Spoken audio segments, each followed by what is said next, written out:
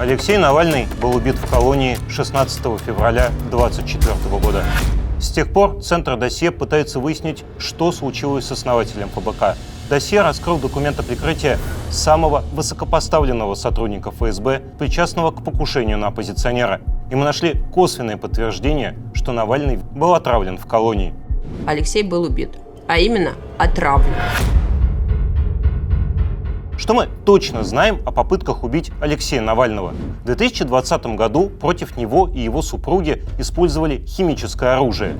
В июле во время отпуска в Калининграде пострадала Юлия Навальная. Было так ужасно, что я пару раз присела на лавку и даже прислонилась к дереву, чтобы не упасть. Точно неизвестно, предназначался ли яд для ее мужа, а она случайно дотронулась до отравленного предмета, или же она сама была целью. В августе политик едва не погиб. 20 числа ему стало плохо во время перелета из Томска в Москву. Борт совершил экстренную посадку в Омске. Благодаря быстро оказанной медицинской помощи оппозиционер остался жив. В результате кампании, организованной его семьей и сторонниками, 22 августа Навального перевезли на лечение в берлинскую клинику Шарите. Позднее правительство Германии со ссылкой на результаты исследования, проведенного специальной лабораторией Бундесвера, заявило, что Навальный был отравлен нервно-паралитическим веществом из группы «Новичок». Наличие этого яда в анализах не подлежит сомнению.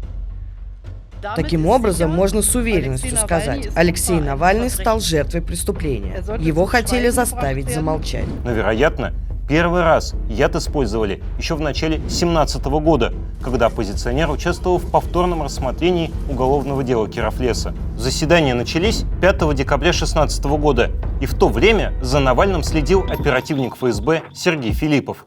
До сих пор по него не было известно. Досье нашел его, получив доступ к данным о перелетах сотрудников спецслужбы. Филиппов начинал свою карьеру в управлении военной контрразведки в Московском округе, затем перешел в службу по защите конституционного строя, или по-другому вторую службу. Ее специализация – борьба с оппозицией. Филиппов, например, следил за активистами, в том числе состоял в чате телеграм-канала «Протестная Москва». Но слежка – это еще не все. Сотрудники этого подразделения участвовали во всех известных случаях отравлений, обеспечивали силовое прикрытие. Без них такие операции не могли состояться, их присутствие – обязательный элемент. Второй обязательный элемент – участие экспертов Института криминалистики Центра специальной техники ФСБ, которые отвечают за отравляющие вещества, поскольку обращение с подобными ядами требует особой подготовки.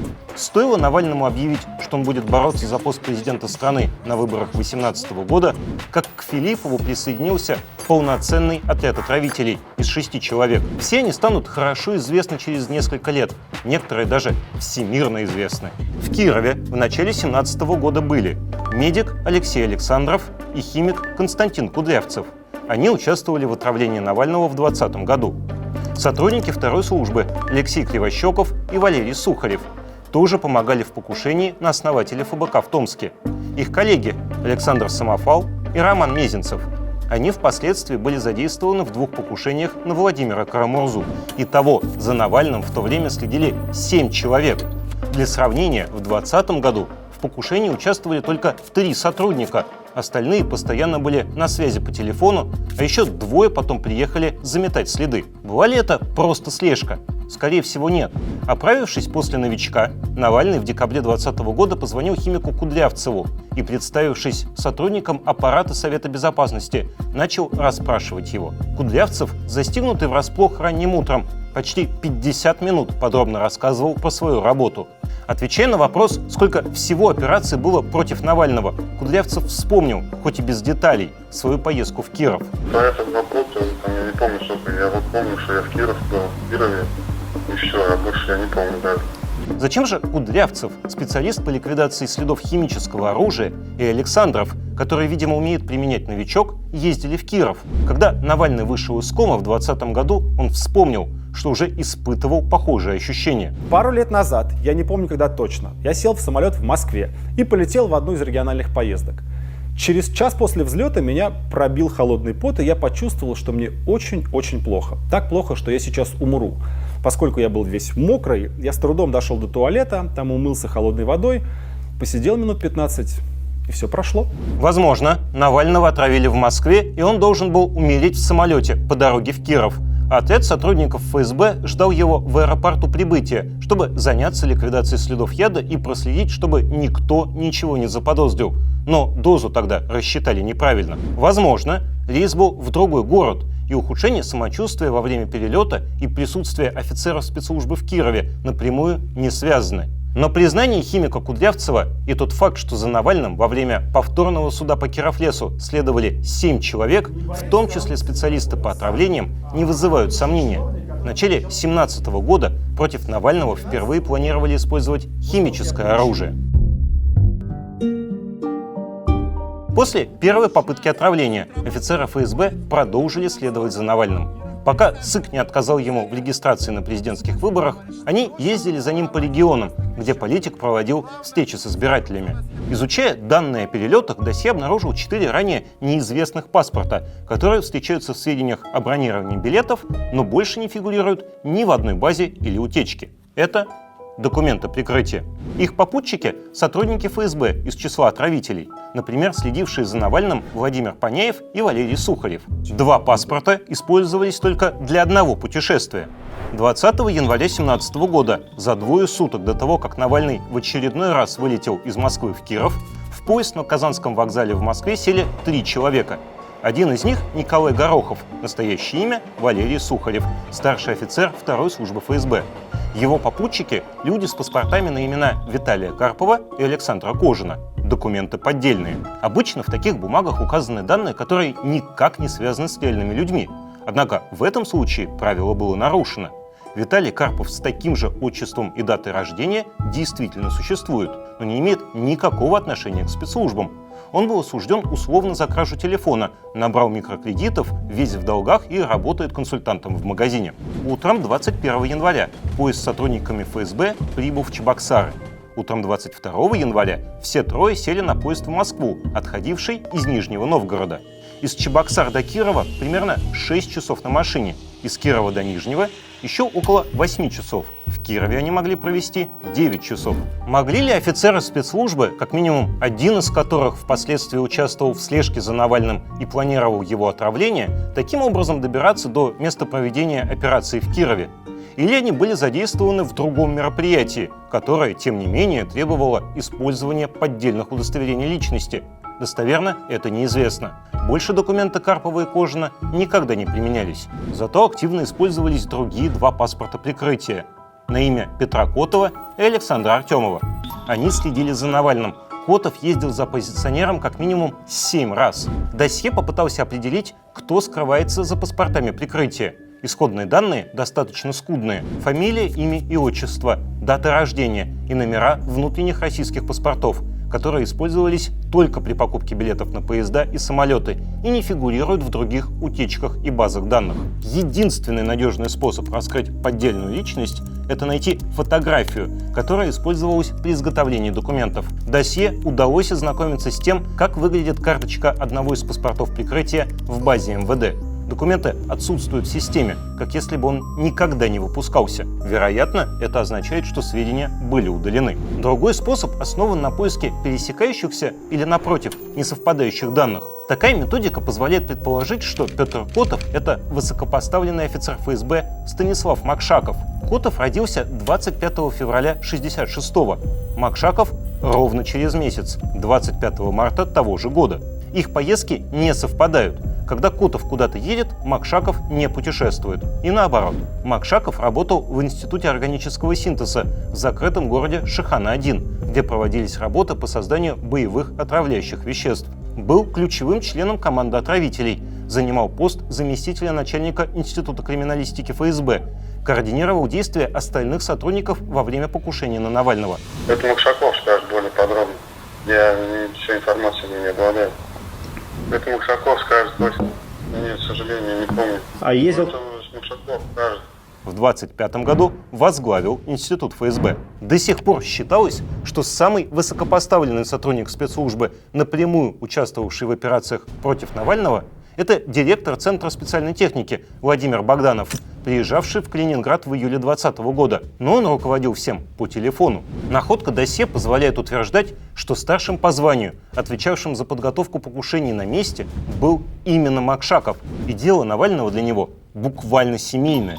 Его сын Алексей Макшаков тоже следил за Навальным, выяснил досье, и тоже работает в институте, который занимается химическим оружием.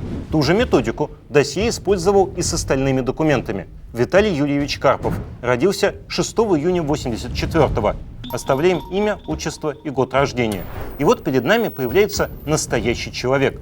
Виталий Юрьевич Сенченко, 12 ноября 1984-го. Сенченко – уроженец Красноярска, служил в ВДВ, в 2011 году был прописан по адресу Академии ФСБ на Мичуринском проспекте в Москве, а в середине десятых годов в здании на Лубянке. Сейчас он, вероятно, сотрудник второй службы. Оставшиеся два паспорта – более сложный случай. Это один и тот же человек. Вот документ о прикрытии на имя Александра Александровича Кожина, 8 августа 1981 года рождения. Оставляем имя и отчество. Дата рождения примерно такая же. Получаются документы на имя Александра Александровича Артемова, 6 сентября 1979. Кто же удостоился такой чести получить сразу две поддельные личности? Это Александр Александрович Самофал, 23 августа 1981. Он сотрудник второй службы. До сих пор был известен как участник операции против Владимира Карамурзы, который был дважды отравлен. Самофал так любит альтернативные личности, что даже придумал себе отдельное имя, чтобы играть в хоккей. С учетом уже известных сотрудников ФСБ и тех, кого нашел досье, в применении химического оружия против оппозиционеров были задействованы как минимум 30 человек, и один из них может быть связан со смертью Навального. Я застрял бы в Омске, потом бы умер, отвезли бы меня в Омский морг. И кто там бы делал какую-то экспертизу? Хорошо, в Омском морге бы сказали бы, умер человек. Подозрительная смерть, сказали бы все. На митингах были бы мои классные портреты, много людей бы говорили, мы не верим, что он, умер в 44 года внезапно. 17 января 2021 года Алексей Навальный вернулся в Россию, был задержан и следующие 3 года провел за решеткой. Во время заключения он держал голодовку.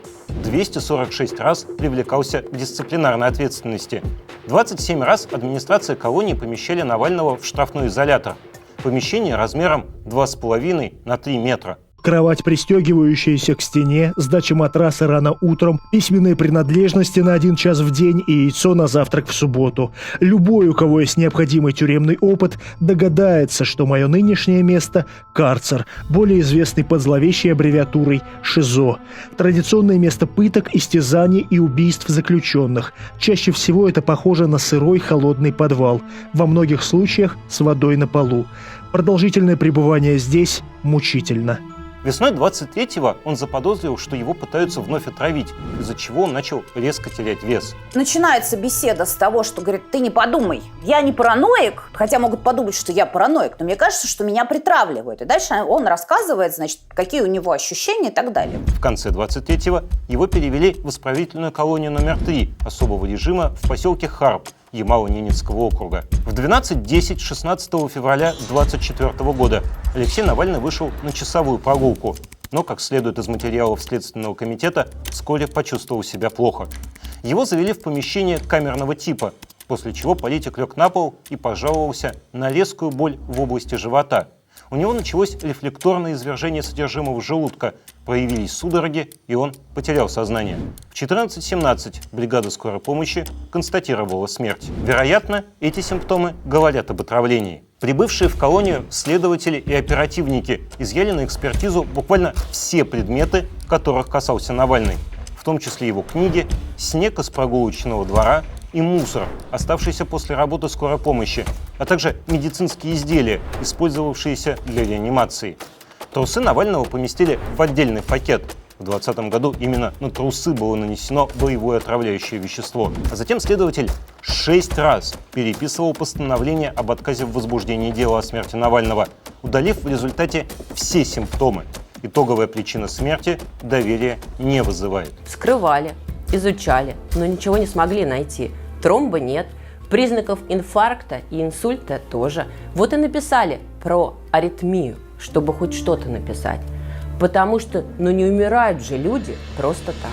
Пытаясь установить, посещал ли кто-то из сотрудников спецслужб колонию, где содержался Навальный в последние недели своей жизни, досье изучил списки пассажиров, прилетавших в ближайший к Харпу аэропорт Салехарда в конце января и в феврале 2024 года. Но исследование данных почти 3000 человек не принесло значимых результатов. Мы также проанализировали информацию о полетах офицеров ФСБ и обратили внимание на поездку, которая отчасти напоминает события 2020 года. Тогда, сразу после отравления Навального в Томске, группа в составе Александрова, Осипова, Таякина и Паняева вылетела в Горно-Алтайск. Дальше их путь, видимо, лежал в Бийск, где располагается Институт проблем химико-энергетических технологий, связанный с ФСБ, и разработавший технологию для ликвидации следов химического оружия. 20 марта 2024 года, спустя месяц после смерти Навального, в Горно-Алтайск вылетел Михаил Куклев, эксперт Института криминалистики ФСБ, активно общавшийся со Станиславом Макшаковым в августе 2020 года во время отравления Навального. 29 марта он отправился обратно в Москву.